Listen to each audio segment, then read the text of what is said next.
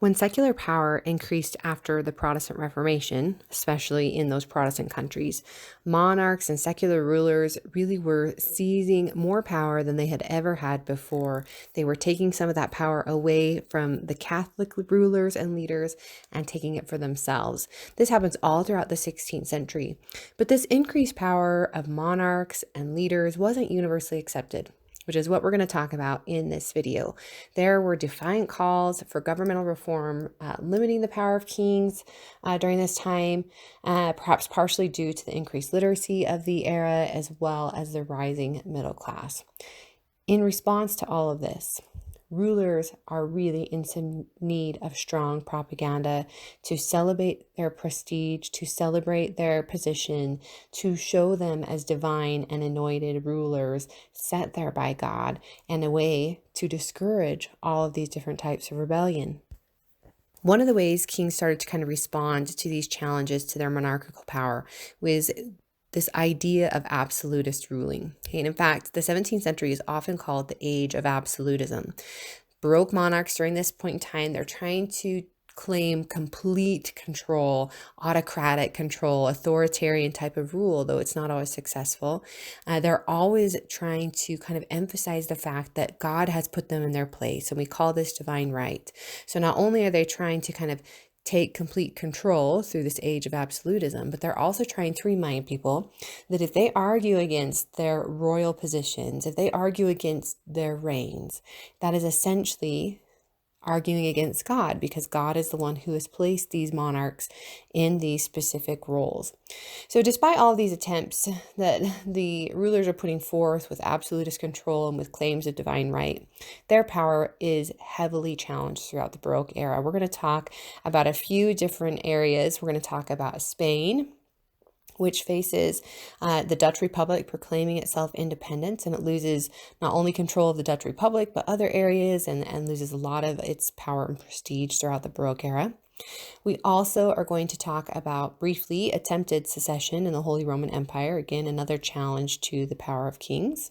We're going to talk about the situation in France with its civil war, attempted coups, and assassinated monarchs, all of which challenge the power of kings. And we're also going to talk about the situation in England where a monarch will be deposed and even executed. So all of these different kind of areas in Europe during the Baroque era are really good examples as to why we see so many rulers invested in using art and architecture to propagandize themselves, because they are really facing some intense challenges to their roles. They want art and architecture that celebrates their glory in its subject matter, in its size, its cost, how much it costs to complete it, in its grandiosity, and in its prestige. So let's start by giving a few specifics about individual countries and how they were confronted by the people within those countries and challenged in terms of the power of the monarchy, to explain this in more detail.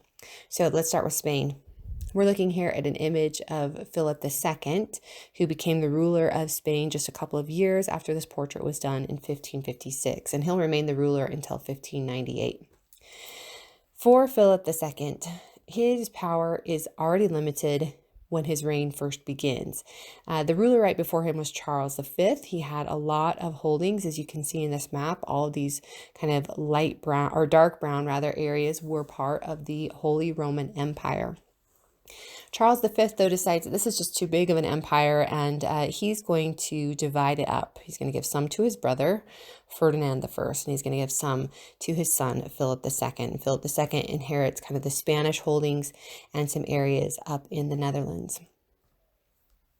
So you can see on this map, right, the brown areas are what Philip II inherits, then Ferdinand and the Habsburg take the green areas. The Spanish Empire under Charles V is incredibly powerful. It's got colonies in America. It's got a ton of political sway in the European political sphere. But throughout the years leading up to the Baroque and throughout the Baroque itself, the Spanish kingdom's going to lose much of the power that it had. Now, this would be a good time really quickly to point out those areas in green over there, the Holy Roman Empire.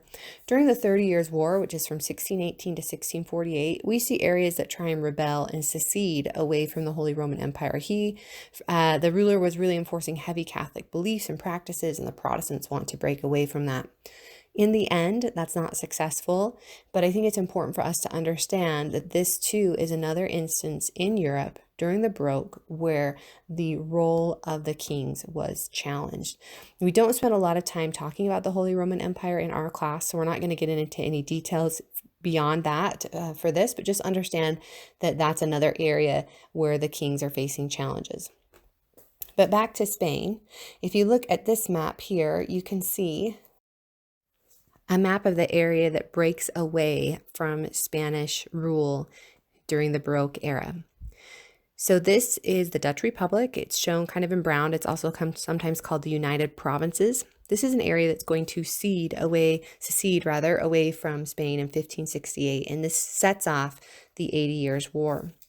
The 80 Years' War had a lot of religious motivations behind it. Remember in 1566, the iconoclastic riots where Protestants who became a little too enthusiastic about some of the things that Protestant leaders were saying kind of took matters into their own hands and decided that they would ruin a lot of the artworks that were within Catholic churches in the Netherlands. They wanted to take down the sculpture, ruin the stained glass, whitewash the paintings as a way to kind of voice the Protestant opposition towards religious imagery as a tool for religious worship. In the next year, in 1567, the troops of Philip II come to kind of punish these Protestants that were acting out there. They wanted to enforce Catholicism and punish these heretics. And the Dutch don't take this well. They're upset, and then the king in Spain, Philip II, raises taxes to pay for the war that he's launching against them, and he expects the Dutch people to pay these increased taxes. And so in 1568, they revolt. They fight with the Spanish, and by 1580, they have this official proclamation that they are independent. They are the United Provinces. They are no longer a part of the Spanish kingdom. So this is an incredibly strong challenge to the power of kings in the Baroque era. The 80 Years' War is, as it says, 80 years long. It's finally resolved with the Peace of Westphalia in 1648. But this is 80 long and expensive years of fighting. And at the end, the Spanish have nothing to show for it. They've lost an incredible amount of power. They've spent an incredible amount of money. This is a real blow to the power of the monarchy, and instead really propagated this idea of independent nations under parliaments. At the same time, Spain was also losing control of areas down in the southern part of its holdings. We can see on this map, it loses control of Naples and Palermo, also in 1648, and revolutionary governments set themselves up in those areas too. In addition to those challenges that the Spanish monarchy faced, they also lost an incredible battle of Gravelines in 1588, loses the Armada, which had been a huge statement of the power of Spanish kings. During this period and in the Baroque, they're losing income from the colonies. There's natural disasters. There's areas in like Catalonia, for instance, that won't obey the orders of the king. So tons of different things are happening within the Spanish boundaries that directly challenge the power and the role of kings. One contemporary wrote that Spain, quote, resembled that great colossus that during an earthquake had collapsed in a few moments, while everyone hurried along trying to enrich himself with the fragments, close quote. So it fell very quickly, it fell very strongly, and it was kind of a calamity. In response, the monarchy in Spain was very invested in spending money on art and works of architecture to propagandize its role, to propagandize its prestige, its intellectuality, its power. And we see a lot of different kind of artworks that celebrate the Spanish king and glorify him. The situation in England wasn't much better. You're looking here at an image of Charles I, and on the right Oliver Cromwell. Cromwell is actually going to end up deposing and then ordering the execution of Charles I during this time period in England. So let's give you a few more details about this. Charles I comes to power in 1625. He really felt like no one should challenge his authority. And in fact, during the first few years of his reign, he shuts down Parliament multiple times because they won't do what he wants them to do. And in fact, throughout the 30s, pretty much Parliament is shut down for roughly a decade. In the early 40s, then we start to see fighting between the parliamentarists and the royalists. The royalists are eventually going to be defeated in the middle of the 1640s. Charles I is taken prisoner by Parliament. He then escapes, then he's brought back in, and this is all going to culminate with a trial in 1649, which is the image that you're seeing here. During this trial, Charles I, through the recorded kind of statements he makes, it seems like he just cannot believe that he is actually on trial. He keeps telling people to sit down, you can't try me, I'm a king. He really just couldn't come to terms with the fact that his power was being so challenged, because Charles really felt that he was divinely anointed.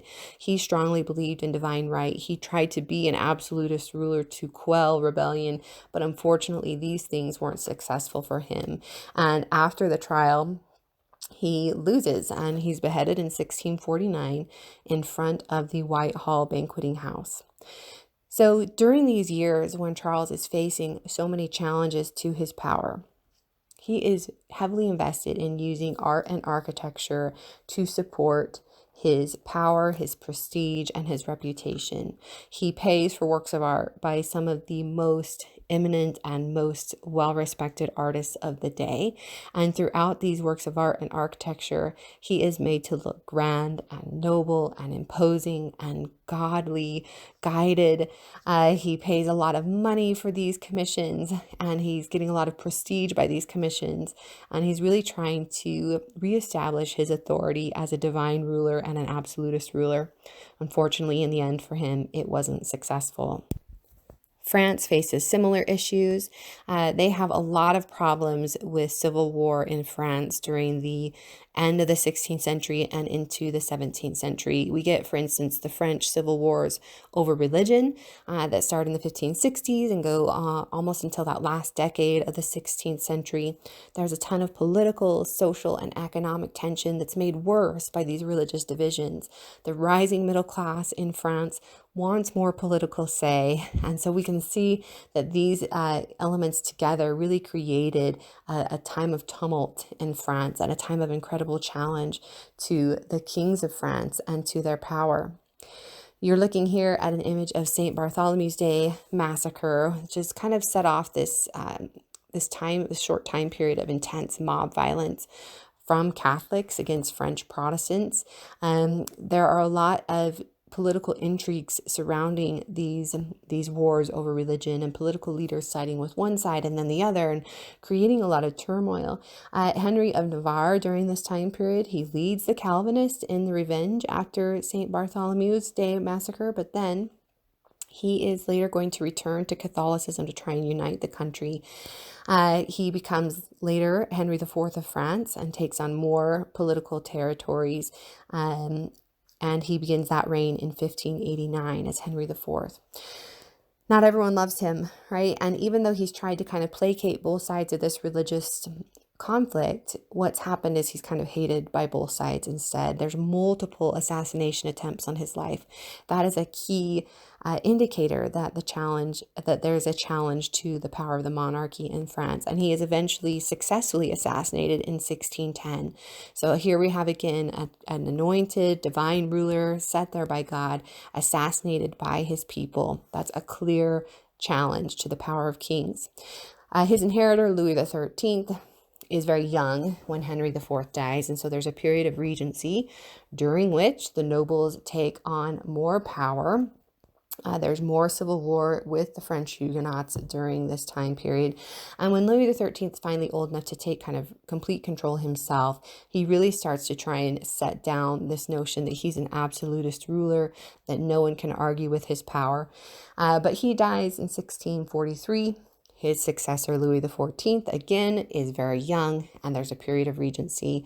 The nobles are going to revolt during this period of his regency in a series of civil wars that's often referred to as the Fronde throughout the 1640s and into the 1650s.